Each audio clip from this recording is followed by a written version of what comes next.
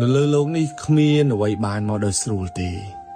ក្រៅពីភ្លៀងគ្មានអ្វីធ្លាក់មកពីលើមេឃដោយឯងទេ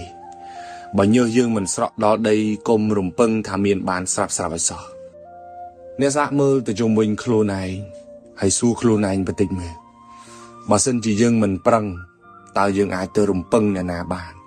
ហើយរំពឹងគេបានយូរប៉ុណ្ណារំពឹងបានអីខ្លះ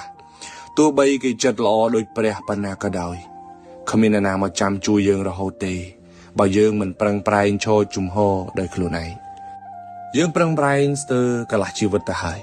ប្រឹងប្រែងបន្តទៀតក៏មិនអីដែរយើងលំបាកប៉ុណ្ណឹងមានមនុស្សច្រើនណាស់ដែលលំបាកជាងយើងហើយទទួលបានលទ្ធផលតិចជាងយើងទៅទៀតយើងអត់មានហេតុផលណាមួយត្រូវអន់ចិត្តជាមួយនឹងការប្រឹងប្រែងរបស់យើងទេប្រឹងប្រែងបន្តទៀត